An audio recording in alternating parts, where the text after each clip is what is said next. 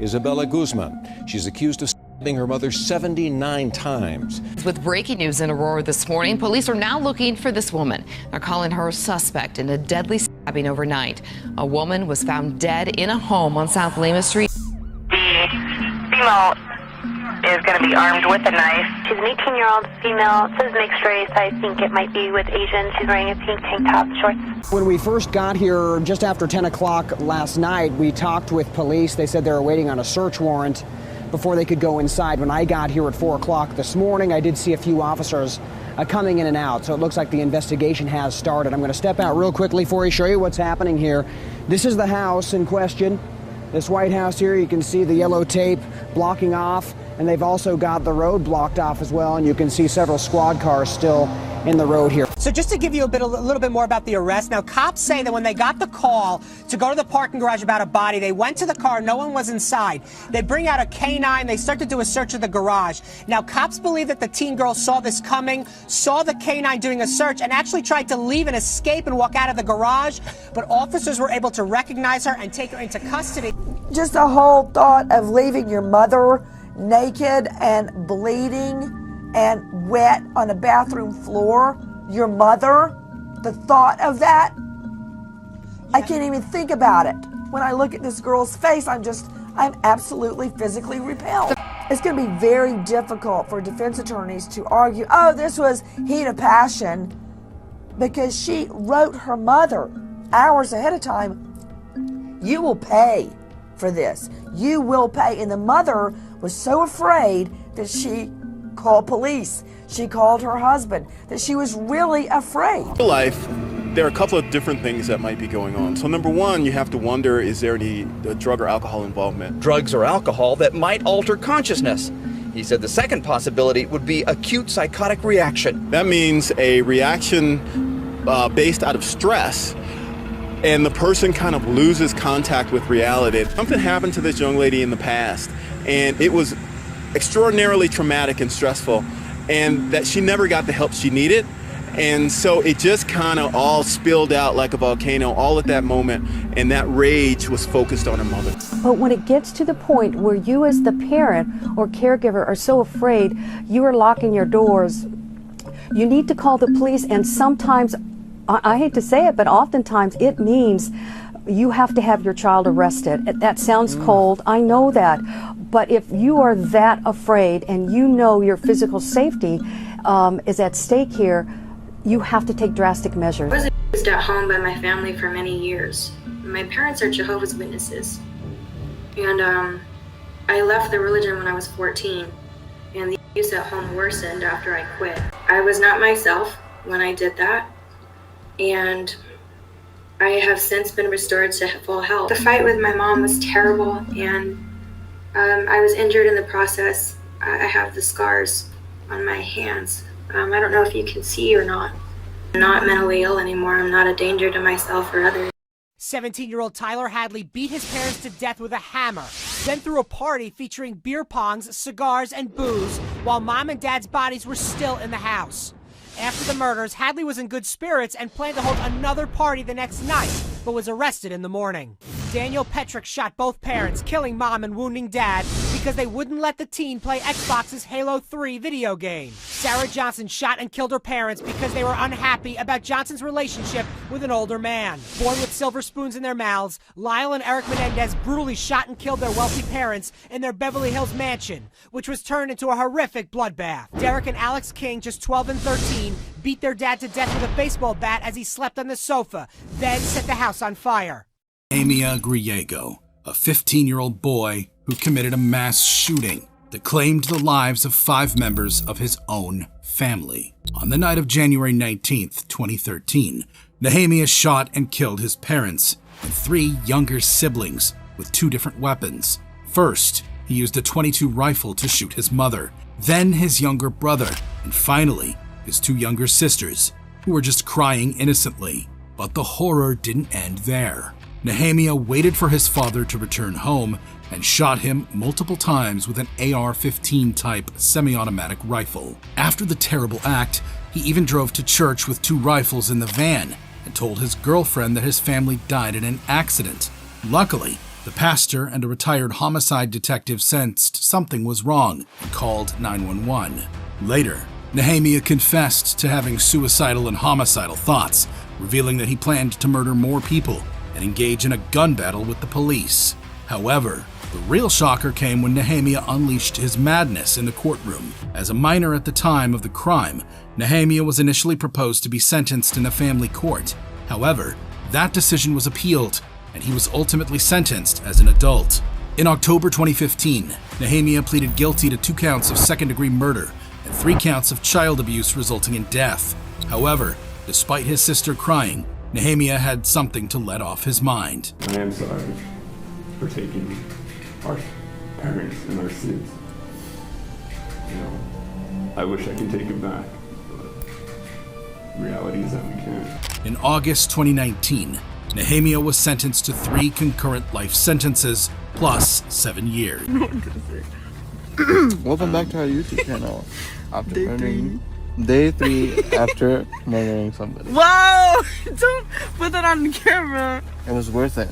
I ask for forgiveness as I get sentenced today, and I hope it brings you a little peace. On October 20th, 2022, District Judge Tiara Jones sentenced Sierra and Guerrero to life in prison with the possibility of parole after 22 years. They were also ordered to pay $5,000 in restitution. Count 8, you have 555 days credit for time served. That is a total aggregate sentence of life in the Nevada Department of Corrections with the possibility of parole after 22 years has been served. Where did the evil come that was bred into a soul that murders their own father? You're in a tough spot because your son is the victim and the killer is your granddaughter. Can you talk about that? Well, she's not my granddaughter. Peggy, Laura, and I waited in those chairs for hours. A few people came and went. At some point in the night, I heard a helicopter in the distance. It was not moving. It was just staying in one place. I knew that was not good. Then someone came out of one of the back rooms, and I overheard them say, "crime scene." I prayed constantly that night. First I prayed they find Colleen and she be safe. But after I heard the helicopter and the words "crime scene," my prayers changed to "please, don't let it be Colleen." Put this animal behind bars for the maximum possible sentence, and I beg of you, Your Honor, do not give this coward the opportunity to shatter another family's lives. Here today in the hope that justice for Colleen will be served. Defense lawyers did not deny that Chisholm killed his teacher, but argued that he was suffering from severe mental illness. Despite this assertion, the horrifying act could not be excused.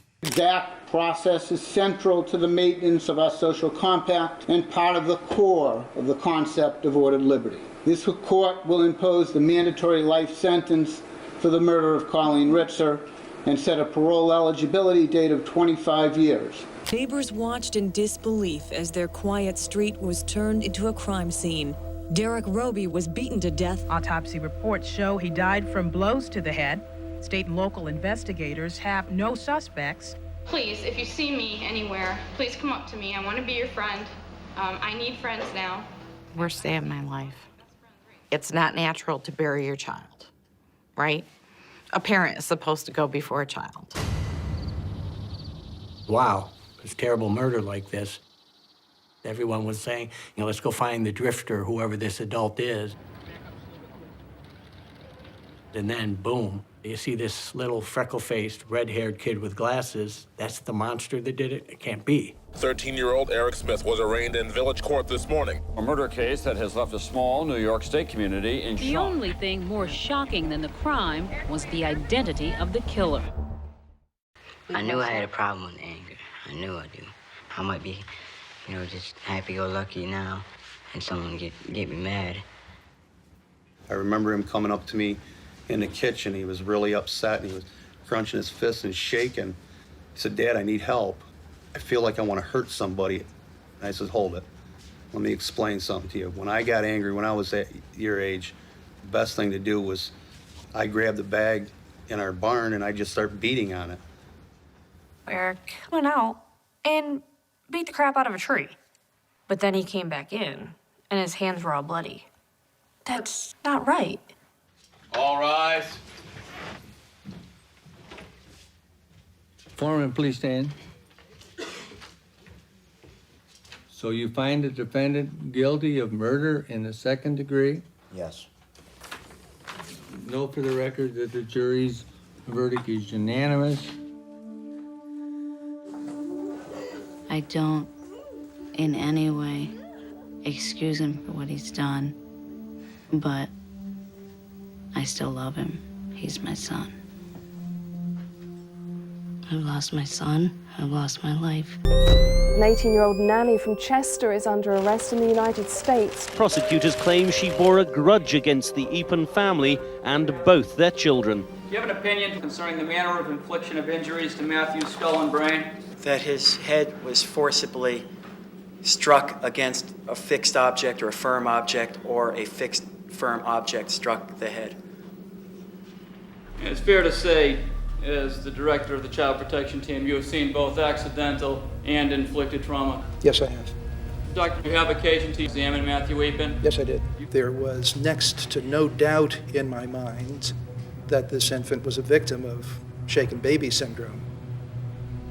This child was violently shaken for a prolonged period.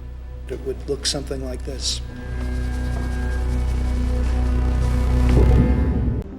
When I see retinal hemorrhages, I'm trained to assume that that's a sign of shaken baby syndrome. And who were committed to stamping out child abuse. There would have to be a shaking or swinging of the head in some fashion. And they brought them, guns blazing, to the trial. This is a classic shaken, impact, child abuse type trauma to the brain. This was clearly abuse, and it happened on her watch. Louise Woodward was the one with whom Matthew was that day. You know, it's like pass the parcel. The minute the music stops playing, whoever's holding the baby is it. All right. Members of the jury, hearken to your verdict as recorded by the court on indictment number 97-433-001, Commonwealth versus Louise Woodward. Is the defendant guilty or not guilty? Guilty. So say you all, members of the jury.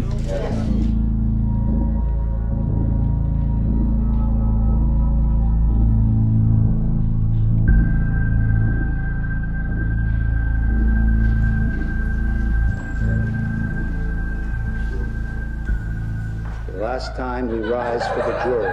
All rise.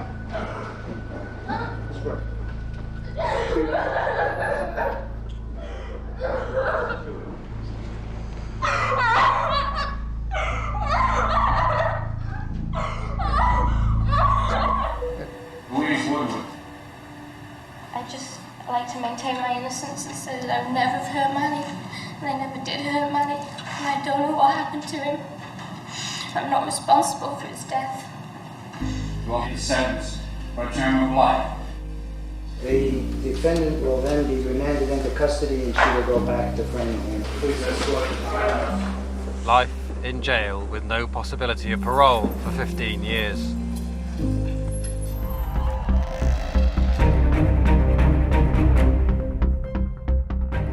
We were waiting for the judge to decide whether or not the conviction should stand.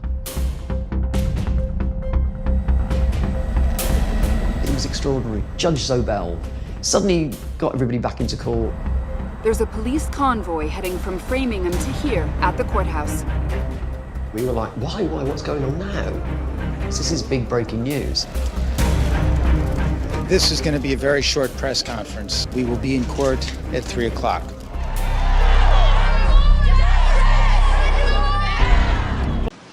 Selecting the sentence here, I do not denigrate Matthew Eapen's death, nor his family's grief. It is in my judgment time to bring the judicial part of this extraordinary matter to a compassionate conclusion. I regard a proper sentence to be 279 days in the House of Correction, same deemed served. The decision has been made here. She walks.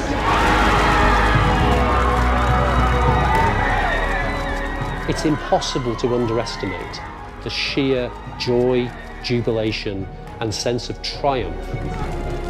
It was just a release of an emotion. to me, it was just a sense of relief, and you think, well, yes, justice has been done. There was absolute pandemonium after that.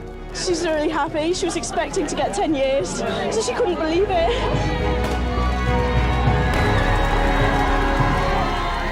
The parents of the dead baby have bitterly criticised the judge for letting her go free.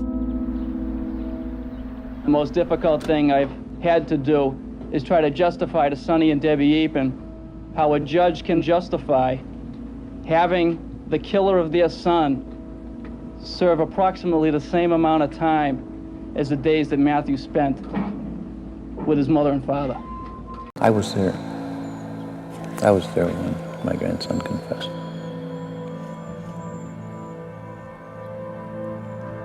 And it was terrible. 48-pound first grader had sustained more than 35 injuries, including brain hemorrhages, a cracked skull, a fractured rib, and lacerated liver. According to the medical examiner, the injuries were so severe that they could only have been inflicted intentionally. The first time I met Mary Bell, I felt that something bad could happen involving this girl. I believe that people have the propensity to be bad when they are born, and Mary Bell was one of these people. She was just 10 years old when she took someone's life for the first time. Yes, you heard that right. Just 10 years old. One of the youngest to ever do something like this. Her victim was a little boy. She wrapped her hands around his neck and squeezed until the fight went out of him. She later took the life of another boy in the same way. She was later arrested for the killings and became Britain's youngest serial killer. In no way did we feel that he had done it. We felt that he knew something. Maybe somebody had threatened him. That's why he wouldn't tell. Family members sat Eric down and begged him to tell what he knew. The truth was more terrible than they ever imagined. And he just said what? I'm sorry, Mom. I'm sorry. I killed everybody. I just want to know a little bit about you now, okay? What's your hobby then? Skipping school. Skipping school, is that right? That's not a hobby, that's a profession, Bobby, when you do it as well as you. Bobby, I came round to your house this morning, didn't I? Yeah. What did I say to you? I'm listening. Correct. Why are you questioning me and John as well? John saying to us that he wasn't down at the Strand. But we were. I know you were at the Strand, but why should he lie to us by saying that he wasn't in the Strand? He's scared of saying that he was down in the Strand because something happened, didn't it? After being got told. Yeah. I know the truth. I believe I know the truth. I was there. That's right. You waved.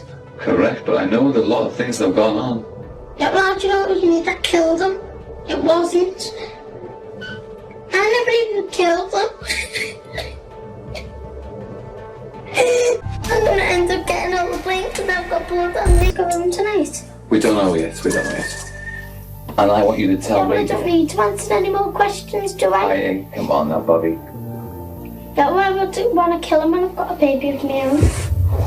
I'm trying If I wanted to kill a baby, I'd kill my own, wouldn't I? Ultimately, both John and Robert were charged in connection with James's death. Their trial was so famous and so controversial that their parents had to go undercover to escape from it. They were both found guilty, and it was determined by the Crown that they would remain behind bars until they turned 18 years old. John would later be taken back to jail in 2017 for other crimes, while Robert remains free. Why did you choose Jamie, your friend? He was the easiest out of anybody because he would have followed me because we're such good friends. Why did you make the suggestion to Jamie to go inside the school today? I was planning to murder him. Do you know why you were going to do this? No, I don't. Why did you make the suggestion to Jamie to go inside the school today? I was planning to murder him. Now, what was your plan? How were you going to accomplish this? I was going to get him into a stall, the last stall because it's the biggest, so I'd have more room. Now, this is in a restroom? This is the restroom. On which floor? 2nd floor. Okay, and it's the male restroom? Yes, it is. Where is it near? It is near the media center and the gifted U.S. history class. Okay.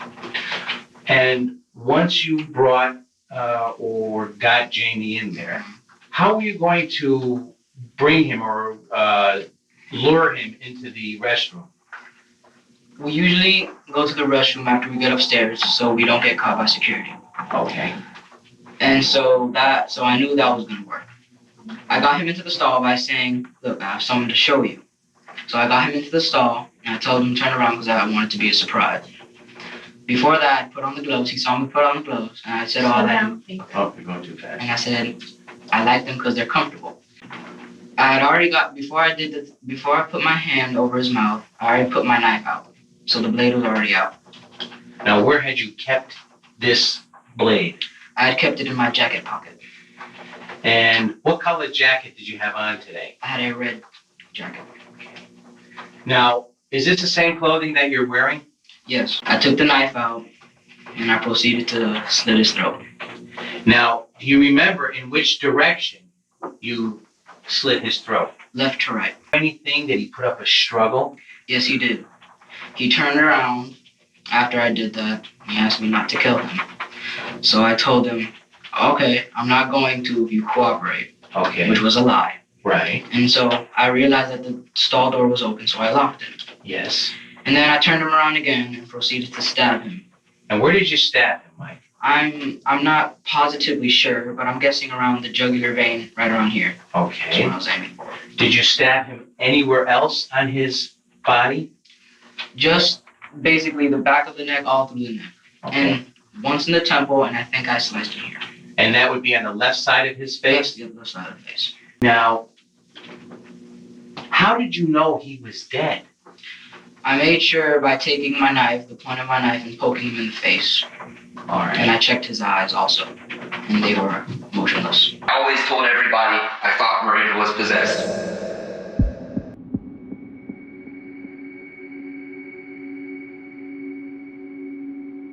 So I got up there and I was like, what's going on? He said, whoever wanted this man dead wanted him really, really dead. You were going to meet up with this guy, make a couple of bucks. Yes. Okay. Were you on the phone with him at all, or talking to him, or messaging him? We were messaging back and forth, yes. Okay. We were just supposed to meet up at Denny's, but it never happened. Meeting never happened. Yes. So I'm going to ask you right now a very basic, very simple question. Okay.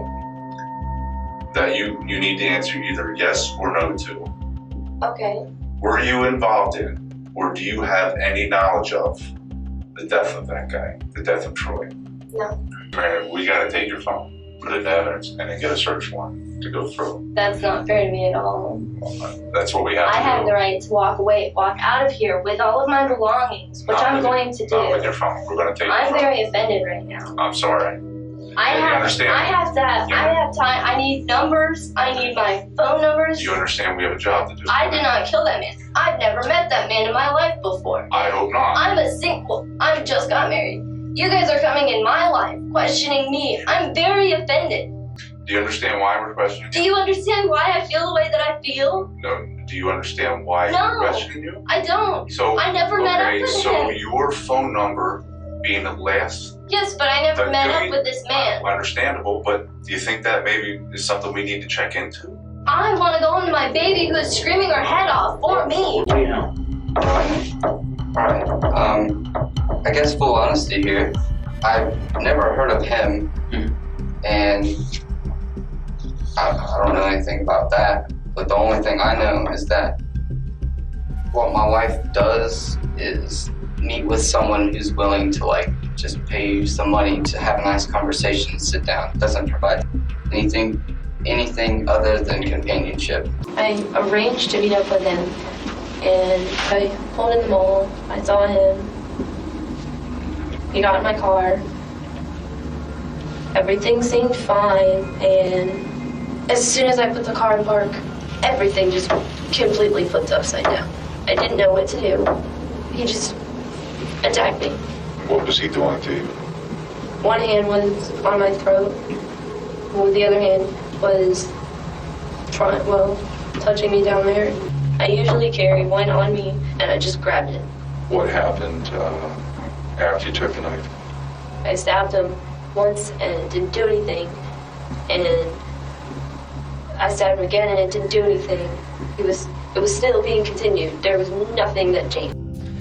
She misleadingly sold him through texts, but that was never the intention. The whole intention was to go. In the back seat, covered up by a blanket. He gets in the car, probably around 8.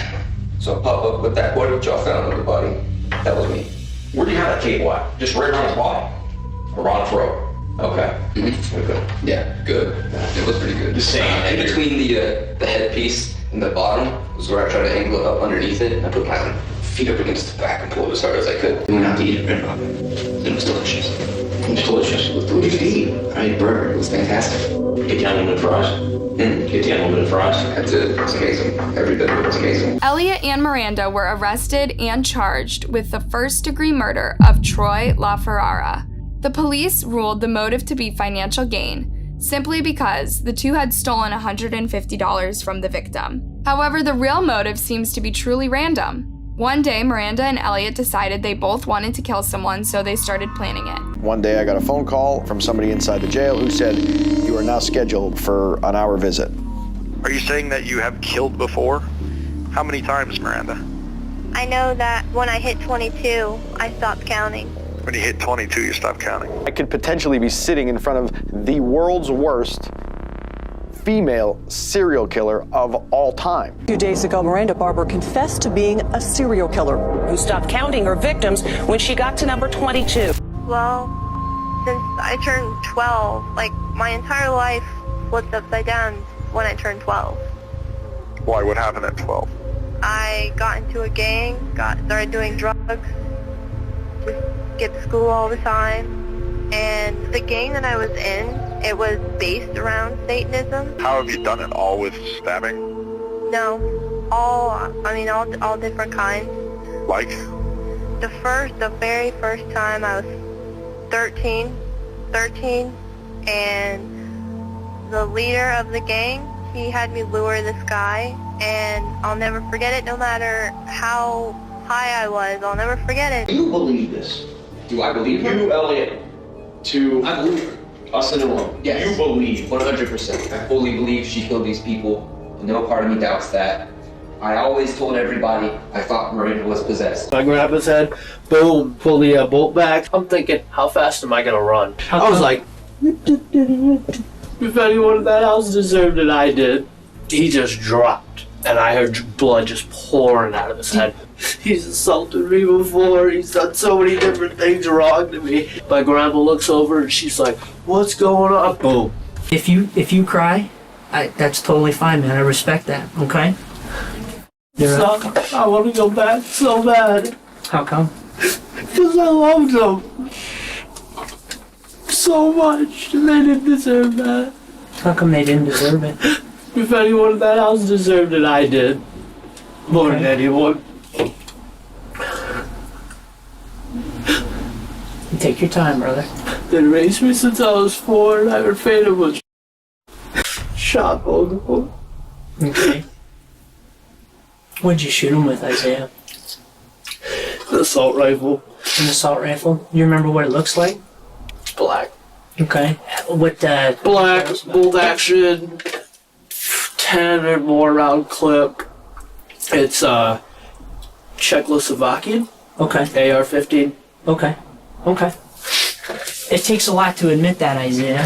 Okay. That's not an easy thing to do. Okay, and Isaiah, this is... I'm not gonna play dumb with you. Okay, and I appreciate that. The earmuffs on and everything. I took a point like this, stepped up one stair so I could see my grandpa's head. Boom, pulled the trigger back, pulled the bolt back, shot my grandpa twice in the head. I've tried to kill myself every single night since it happened. Take your time, man. The shot woke her up. Okay, the gunshot when you shot your grandpa? She didn't know what to do. She looked over at her husband. His brain was hanging out of his head. Like, I'm not even being exaggerative at all. Sure, and I wasn't up there. Like, this whole part of his head right here was gone. And then my grandpa's right here, all that was gone. You want to talk to my dad? this victim was hacked with a machete. To try to keep the discovery secret. It's a very unusual case. I can't even wrap my mind around it.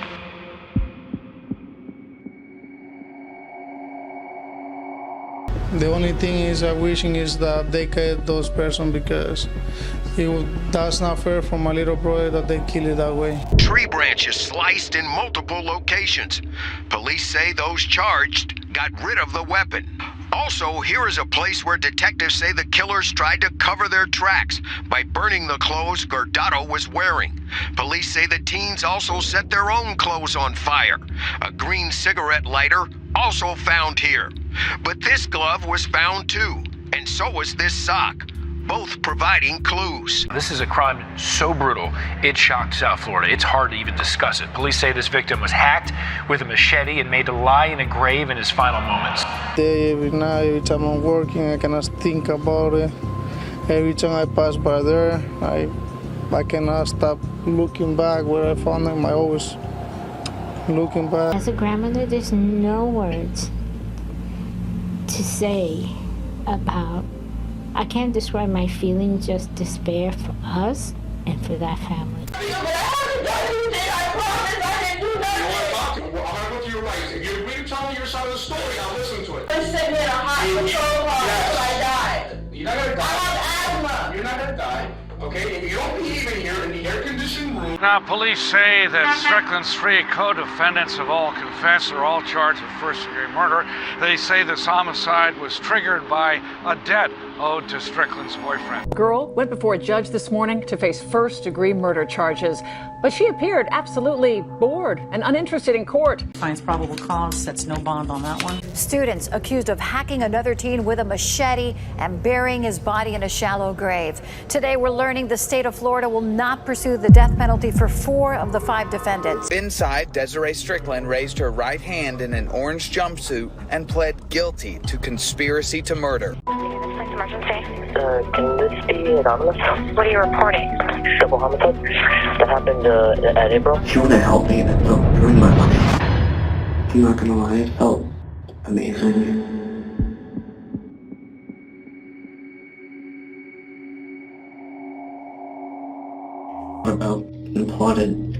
About killing the woman that my mother left my father.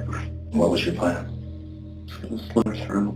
When was the first time you started thinking about killing these people down the street? I didn't. Did you start thinking about it? That night, I couldn't take it anymore. I had to do it. I lost control. Oh, how would you kill me? There's a lot of ways. Beating you to death with your tie. Okay. Beating your face into the mirror until it broke and using the glass to cut your arteries. Gouging your eyes out and just smashing your face into the wall. It's nothing personal. What are you calling to report, sir? The double homicide that happened in April this year. What can you tell me about that? Everything, actually. Daniel Marsh. Yeah, Daniel Marsh or Dan Marsh. He cut in the stomach of both the people, and he put a phone in the woman and a cup in the guy. The reason why I want to remain anonymous is because if my mom finds out, she will send me to military school. He talked about killing people a lot. I didn't really take it seriously and we'll kill someone. He cut both of them open. It's just to see the insides or something. And then he went to the woman, I think, and he wanted to know how an eye looked like. They tried taking it out with a knife, but he said it was really hard, so he couldn't do it. Hi. You must be Daniel? Yeah. I'm Chris. Yeah. Nice to meet you. Why are you ruining my life? Why should I?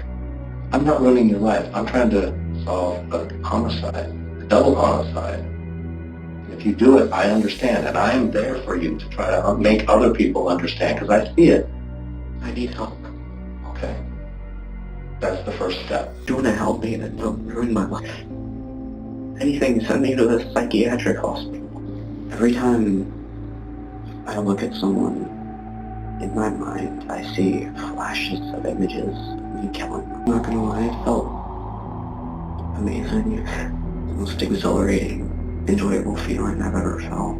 It was pure happiness and adrenaline and dopamine, just all of it were rushing over me. Right now we're getting our first look at the 16-year-old accused of murdering an elderly couple in Davis. Prosecutors say the man there with the tie, Daniel Marsh, hid in the couple's home waiting for them and then them in their final hour. He did have a lot of joy in his life, and personally I couldn't ever see him doing what he's been accused of, just from the side that I've seen from him. Our fight is to keep a psychopath in prison where he belongs. He has the potential to be on the streets, and that puts everybody at risk, not just us. If he got out, do you think that he would do this again? We know he will do it again. That isn't a if, that's a when. In conclusion, the seriousness of the offense, both in terms of its sophistication and the gravity, along with the finding that Marsh has made little progress in rehabilitation in the past 5 years, support the ultimate ruling in this court to transfer the case to adult criminal court. There is a preponderance of evidence to support this order. There's a new twist in the disturbing case of a Port St. Lucie teen charged with brutally killing his parents. The suspect's best friend says Tyler Hadley confessed to killing his parents and then showed him the bodies. Mike Mandel says Hadley told him he had taken 3 ecstasy pills and then murdered his parents. He says Hadley told him to search the home and he would find the crime scene for himself. I opened the door. I saw bloody sheets piled everywhere. I saw broken pictures with blood on them, and I looked down and I saw his dad's leg. I was in shock. I was sitting down. I didn't know what to do. Mandel says after his friend's confession, Tyler Hadley also told him that he was going to commit suicide. Officers are still trying to figure out a motive for what happened. It's the murder case shocking America. A 15-year-old confesses to strangling his mom over a bad grade. Do you solemnly swear or affirm to tell the truth, whole truth, and nothing but the truth, so help you God? I do. Greg Ramos wore a blank expression in court as he was arraigned for first-degree murder. Police say Greg Ramos and his mother got into a terrible argument when he came home with a D in school. Around midnight, he allegedly sneaked into his mom's room and strangled her. Then he went to get a wheelbarrow to bring the body out of the house. When he returned, he discovered she was still alive. He told police he strangled her again, this time taking half an hour to kill her. In the body cam video recorded by the Volusia County Sheriff's Office, 15-year-old Gregory Ramos seems upset and confused, worried about his mother, and he seems to work with investigators to try to track her down. She always takes the train. She always takes the train. Doesn't make any sense. It was very boom, boom, boom, boom, boom. Normally you figure there's a point in time where somebody's going to break down or there's going to be some type of emotional. There was no emotional, nothing. It was an emotional day in court for Gregory Ramos and his family members as he was sentenced to 45 years in prison. Now, the 17-year-old actually took the stand and he spoke about his late mother, Gail Clevenger. He told the courtroom that he loved her and he understands because of his actions, she will never come back. Today is the day that it all begins. The day of my massacre shall begin. All the kids in school will in fear and hide. From the wrath of my power, they will know who I am. I am nothing, I am no one. My life is nothing and meaningless. Everything that I hold dear, I let go beyond your half. Every day, I see the world ending another day. I live a lone life, live in seclusion and solitude.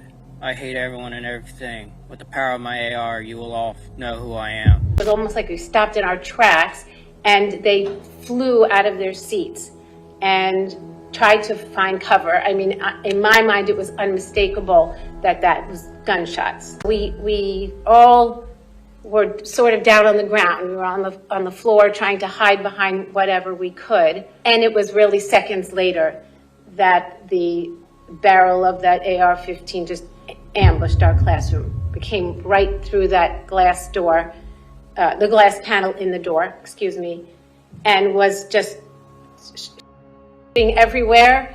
It was extremely loud. It was very frightening. Oh my God, I love you. What? It's the cops. I love you. I love you. Somebody's in there. Okay, what is that? What is she saying? What is happening? Somebody just entered the room. Okay. Who is it that entered the room? Are they the police? I love you. I love you. It's Mom. God, Lord, just Lord God. Hello? Is they shut up? Are you at the school? I can't hear you. Are you at the school? And you're talking about demons. What are the demons? Voices. Well, tell me about it. What are the voices about? It's another voice, the evil side. Okay. And how long has that voice been going on? Years. Okay. When did it start, you think? When your mom passed? It started, worse when my mom passed. Did you ever tell anybody about the voice? Never?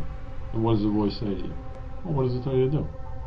Burn, kill, We were just going about class like normal, and we heard shots. It took us a second to realize what was happening, but when they were fired off again is when we started to move and hide. I was stuck between the teacher's desk and her podium, and then I was just hiding until I felt myself get hit.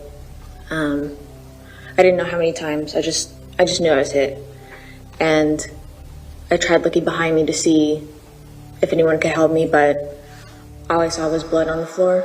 And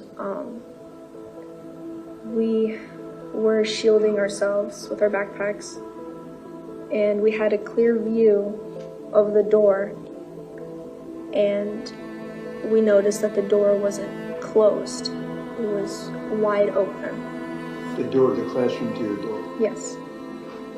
And our teacher, Beagle, his body was partially inside of the classroom, and then his torso down was outside of the classroom, and his body was blocking the door and holding it open. So it was very, scary. I'm sorry. That is not okay. As a country, we need to stand up and say that's not okay. I pray that animal suffers every day of his life in jail, and he should have a short life. A prison where you will spend the rest of your miserable life having to look over your shoulder, worried about every single minute of your day, of your life, and scared out of your mind, fearful for someone to take you out. A prison where you will be other inmates' boy toy. A prison where your fellow prison inmates are just waiting to tear you apart. Watch the video of you. I'm glad I get to see your face right now. Of you killing my daughter for the very first time. And I watched you kill my daughter on video. And unfortunately, I saw you killing many of the others as well. I saw you enjoying it. And I saw also what I expected of my daughter, who was the toughest human being on the face of the earth, running for her life down the hallway. And the thing is, my daughter made it to within 1 second of being alive. She actually made it into the stairwell. You shot her with a single shot. You severed her spinal cord. He doesn't deserve to be here in this society. And I admire all the families that were here, spending hours, days. I was with you. Trust me.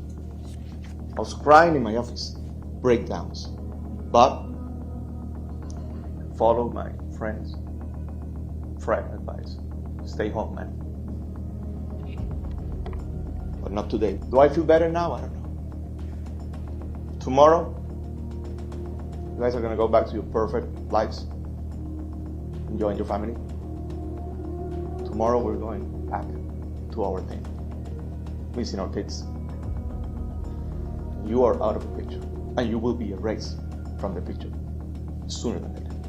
It's time for you to be afraid of me. You need to sit down right now. You're out of line.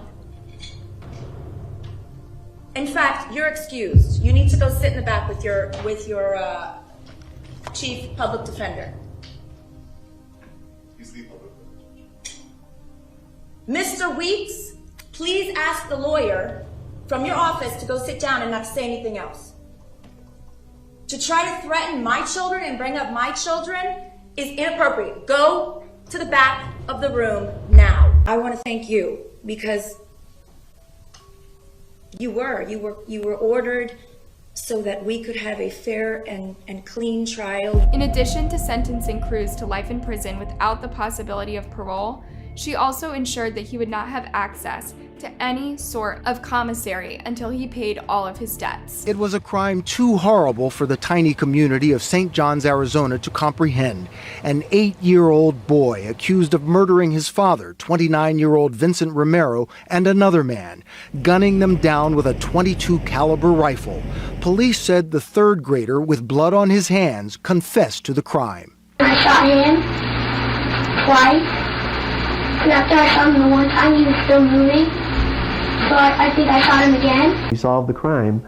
Now we have to solve the mystery of why. This is one of the most egregious examples of pretrial publicity against a defendant that I've ever seen, given the circumstances of the case, given the age of the young man involved. Even after a chilling parade of increasingly younger killers in recent years, 13-year-old Eric Smith strangled a toddler to death in 1993. In 1999, 12-year-old Lionel Tate beat a friend to death, both tried as adults. An alleged 8-year-old killer raises troubling questions. He's been charged as a juvenile, but police want him tried as an adult. Are people afraid of you, Beth? Uh-huh. Who's afraid of you, Beth? John. Your brother. And why is your brother afraid of you? Because I hurt him so much. Mm-hmm. Okay. And at nighttime, what do your parents do to your door? Lock it shut. Why do they lock it shut? Because they don't want me to hurt John. Right. And they're kind of afraid of hurting John? Of you hurting John? Mm-hmm. Okay. Are they afraid that you might hurt them? Yep. Would you, Beth? Mm-hmm. When would you do it? Nighttime. Okay. Why would you do nighttime? Because I don't like them seeing me do it. But they can feel me do it. Mm-hmm. And what would you do to them, Beth? Okay. What would you stab them with? A knife. Do you ever stick pins in people? Mm-hmm. Who? My brother. Okay. Do you do it a little bit or a lot? A lot. Okay. And what are you trying to do to your brother? Kill him. Why do you want your brother to die? Because I was hurt so bad, and I don't want to be around people. Okay. Who else would you like to stick pins into? Mommy and Daddy. What would you like to have happen to them? Die. We felt secure in ourselves and secure in our relationship, but we wanted to share that with somebody else, and we felt like we had a lot to pass on to a child, and that was what we really wanted to do. And when the phone call came, it was like, at last it's here. It seemed like a miracle. It had happened so quick. We'd heard of couples having to wait 5-10 years on a child, and here we had 2 young children. It was like the answer to our dream. We discovered that that they didn't have enough food to eat, that perhaps even Beth went all day maybe with just a box of Kick cereal. John himself was found in a bassinet with little patches of urine all over it and a dirty diaper and a couple of bottles at his feet that had curdled milk, and the back of his head was completely flat. The front of his head had bulged out, and at 7 months he couldn't raise his head, couldn't roll over. He was just had no stimulation, and we think perhaps that had happened to Beth, and it wasn't very long until she began showing some signs of perhaps even some abuse. There was a nightmare that she had, and the nightmare was about a man who was falling on her and hurting her with a part of himself. Tell me about your birth father. What was that nightmare like? When he touched my vaginas. Okay. Until it bled. Hurt it a lot until it bled. And wouldn't feed me a lot. He'd hit on me. Wouldn't be very nice to me. How old were you? 1. And in your nightmare, what happens? I get real scared. Where are you in the nightmare? What happens in the dream? I'm in the house, upstairs. And then what happens, Beth? When he comes upstairs and, hurts. How do you feel when you talk about this? Scared. Does your brother have private parts?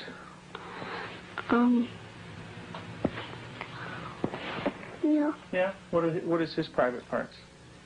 Penis and butt. Mm-hmm. And what do you do with your brother with his private parts, Beth? I heard it. Tell me about it. What do you do? Now, I pinch it. Squeeze it. Kick it. When you do things to your brother's private parts, what does he say? Stop. Okay, tell me that. Well, he says stop, but I don't stop. Do you hurt him? A lot. Okay. And would you like to do that to other boys? When I caught her with Jonathan one morning, she was molesting him. He was crying and his pants were down, and I said, Beth, what's happening? And she said, I pulled his penis and put my finger up his anus. And I said, didn't he say to stop? And she said, yeah, he did. And I said, did you? And she said, no. Have you ever rubbed your private parts? Mm-hmm. Do you do it a lot? A lot. How much do you do that? About every single day in Lexington. I did it every single day until it got real bad and messed up, and I had to go to the doctor, and I did not like it. What do you mean by real bad? Well, it looked real raw, got all kinds of boo-boos on it, germs, a lot of stuff on my hand. And it bled? She started to masturbate at inappropriate times. I remember one time, specifically, when we were at the hospital waiting for Tim to come out. He was there visiting. And Beth and John were in the back seat, and I turned around, and she had her legs spread and was masturbating in a public parking lot. And I had tried to explain to her numerous times before that that's private area. You don't do it in public places. And gone over that with her, and it never seemed to faze her. And Julie, how often would your daughter masturbate? daily, constantly. But this kind of aggression at our animals, and even at her brother Jonathan, was beginning to grow to such an excess that our life was miserable at home. John would cry in the mornings and say his stomach hurt. For the longest time, we thought maybe this child has some problem with his intestinal area, or maybe he has allergies, and so we tried to get all that checked out. Come to find out, Beth was coming out of her room and hitting him in the stomach. And so as a last resort, just to protect him, we had to tie our door shut. So I guess for the last 3 or 4 months now, we've had to tie her in at night. Tell me about the knives. Where did you get them? From the drawer. And where else? Do you remember? Tell me about it. I got them from the dishwasher. What kind of knives?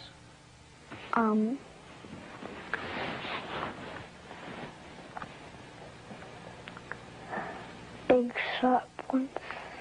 And what do you want to do with those knives? Kill John and Mommy with them, and Daddy. In the basement, she was hitting his head against a cement floor. I heard his screams and ran down and had to literally pull her hands off, and she looked wild-eyed. Did you get real mad at him? Did you hit his head real hard? Tell me about it. How many times did you do it? A lot? What was the floor like? Cement. And what happened to your brother? Tell me about it. His head hurt real bad, but his chin, he had to have stitches in it. Could you stop? Use your words, Beth. No. Okay. What was your brother doing when you were doing this? Playing with the toys. Okay. Was he asking you to stop when you were doing it? What was he saying? He was saying, Beth, stop. And what did you do? That didn't stop.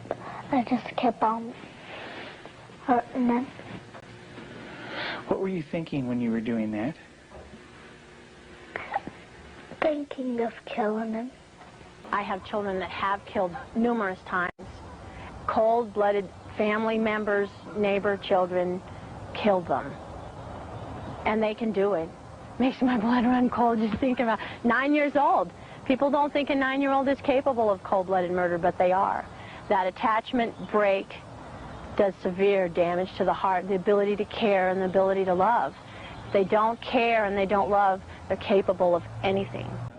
Oh, good afternoon. When officers discovered her body inside that dumpster, they say the accused teenager was standing right nearby. He was arrested immediately. That was right around 8 o'clock in the evening. He was taken to the station house, interviewed overnight until early this morning. Police did not give an indication as to the motive or whether or not he confessed. Maddie's body was concealed in a recycle bin in a way that was not obvious or readily apparent. And it appears that she was lured to the suspect's apartment willingly. Additionally, we've determined that Maddie was murdered inside of the suspect's apartment. She was then carried downstairs to the recycle bin, where she was concealed within the recycle bin. At 8 p.m. last night, police suddenly herded residents out and pushed everyone onto the street after Maddie's remains were found below the complex and the boy was arrested. Yesterday evening, we saw a distraught woman stomping and screaming in the parking lot of the apartment complex where that arrest took place. Neighbors tell us she's the mother of that teen. What did you hope to get out of coming here today? To add love to this area. He's just like a normal kid. Like, he hangs out on the levee with other normal kids and plays with his yo-yo all day long. Like, I haven't, you know, he doesn't really strike any chords as being a baby killer. And the Santa Cruz County District Attorney says there are some circumstances to this case that will allow this teenage boy to be charged as an adult. Her actions were controlled, methodical, deliberate, intentional, and purposeful. This was not reckless driving. This was murder. 19-year-old Mackenzie Sharilla crying uncontrollably as the judge declared her guilty on multiple counts of murder in the deaths of her 20-year-old boyfriend Dominic Russo and his 19-year-old friend Davion Flanagan. She was convicted on all 12 charges she was facing, including those of felonious assault and aggravated vehicular homicide. She had a mission and she executed it with precision.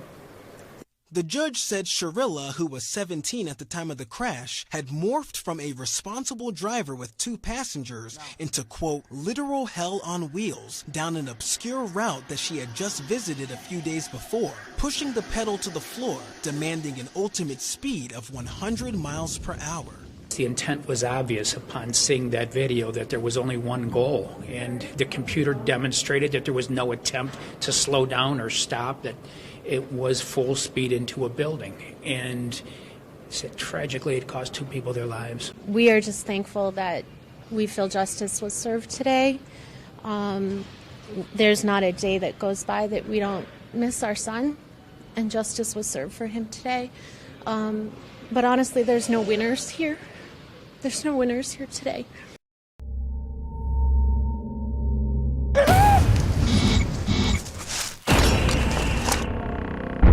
It was one of the most brutal crimes I've ever seen. His concern was, is this on television? Did it make the news?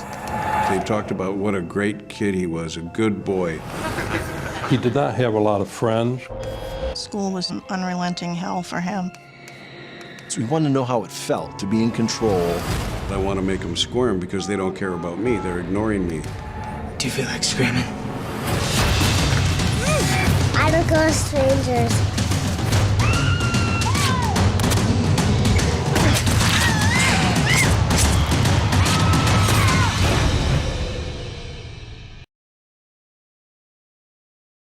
I was laughing when I killed my mother. Why'd you get rid of that shirt? It had pieces of my mother's brain stuck to it. I killed Josh with a sledgehammer, too. It looks kind of evil when you did that, I'm going to have to say. I think you know you're doing it. Want to go ahead and talk to us about what happened tonight? Yes, sir. Okay. If you do, Zach, what I want to do is make sure you understand that this is a waiver, right? Saying you're waiving your rights. What I'd like to do is make sure you can read and write. If you would, read that last paragraph out loud.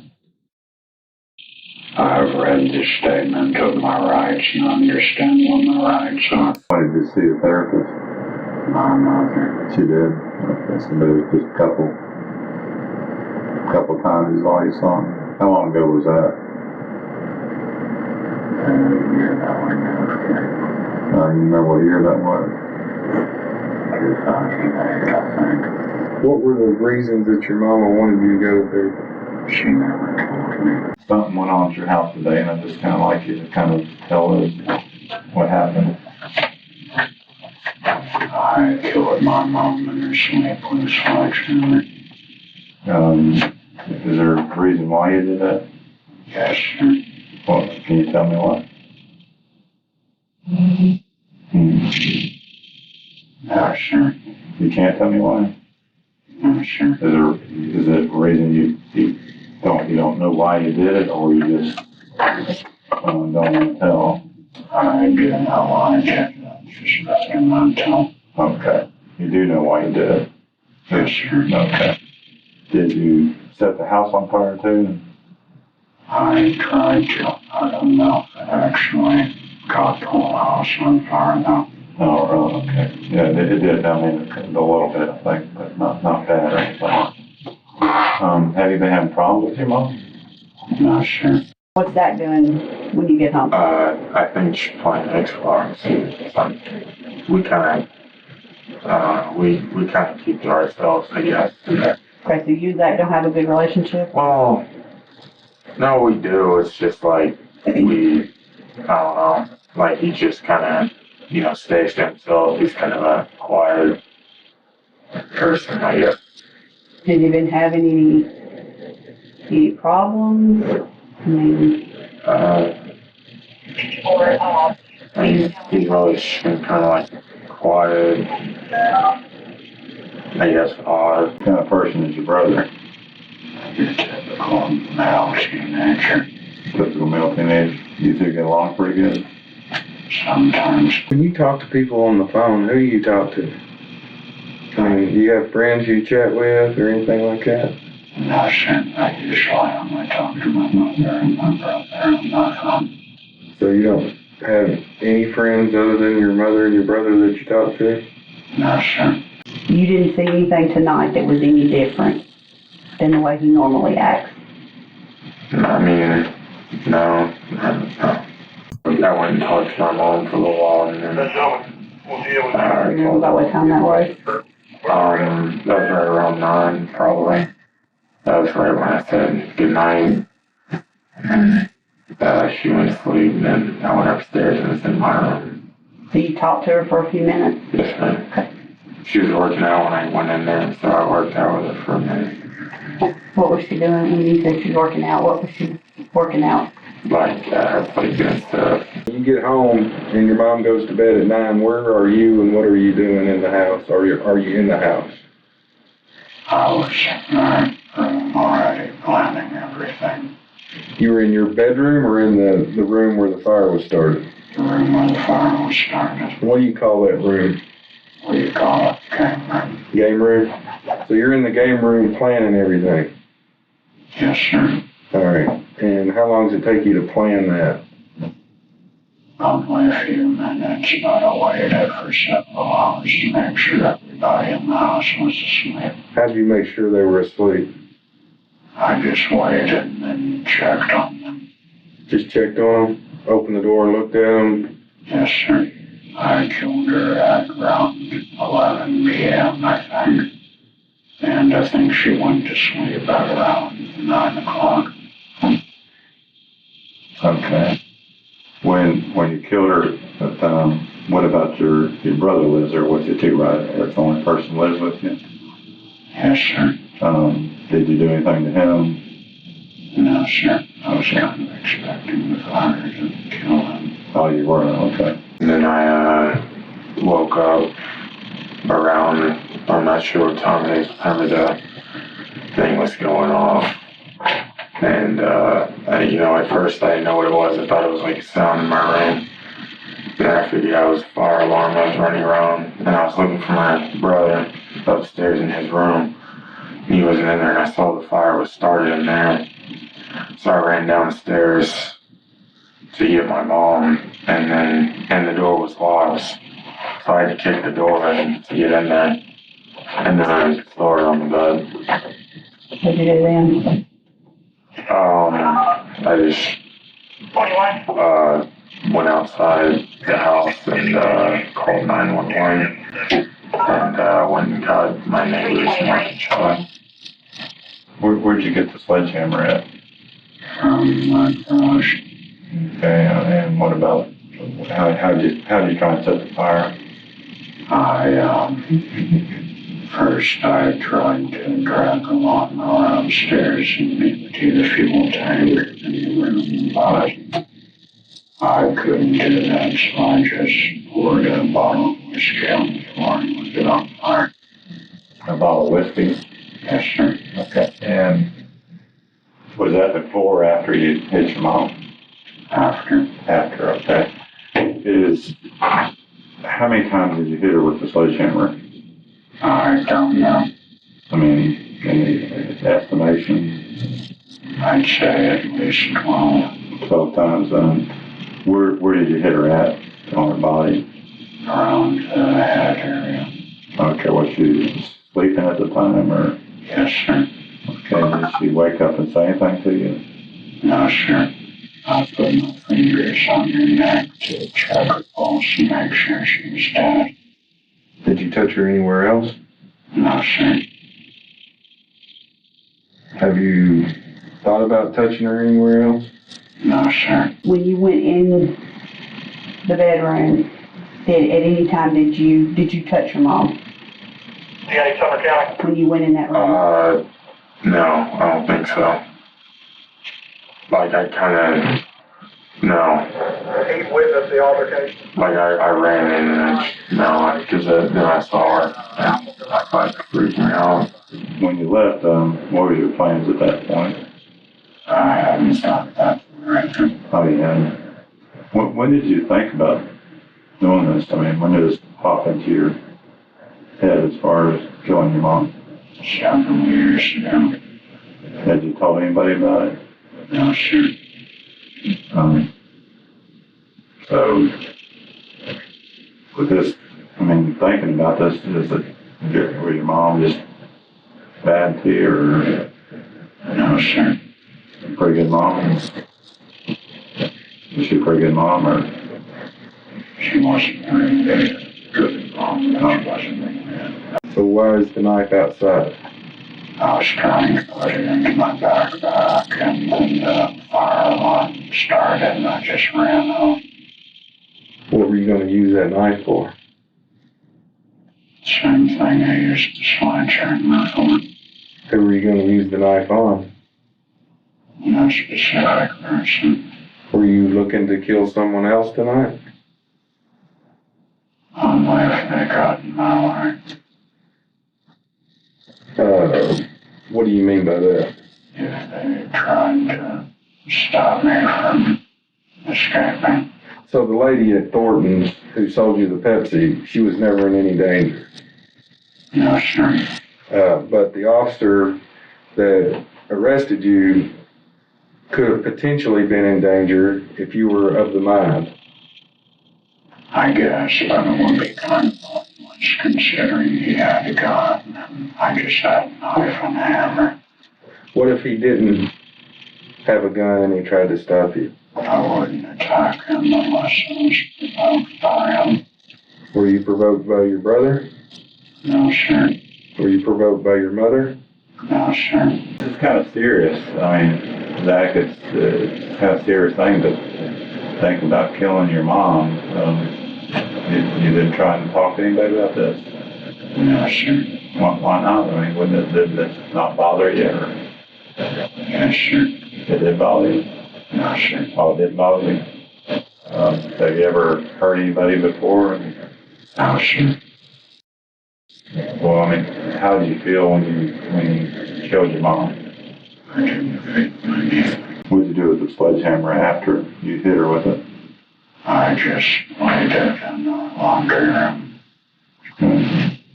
Why did you hit her about 12 times with it? Why so many times? To make sure she was dead. So you can rewind the clock and go back. What would you do? I would probably kill Josh with a sledgehammer too. Do you still want to kill Josh? Yes. And you're not going to tell me why? No, sir. I'm really curious as to why. I mean, you said that he was the only confidant you had. You didn't talk to anybody else. Why would you want to get rid of the only person that you confide in and talk to? I don't know. Well, you said you don't want to tell me, so you do know. There's a difference in wanting to tell me and not knowing. You just told me you didn't want to tell me, so you do know why you want to kill your brother and you killed your mother. I would just like for you to share that with me. I'd rather not, sir. But you will admit that you know why you did it. Yes, sir. Well, let me ask you this. Do you always talk like you're talking to us now? Yes, sir. So if I talk to someone that knows you or a teacher, they're going to say, this is your demeanor. This is how you talk. Most likely. And so you're always monotone and robotic when you talk. Yes, sir. Has he always been talking that monotone voice? Like quiet. He's kind of quiet. His voice don't go up or down. It's just like a flat monotone voice. Is that the way he normally talk? All the way? When did he start talking that way? It's always been the way I remember it. Really? Yeah. You ever laugh?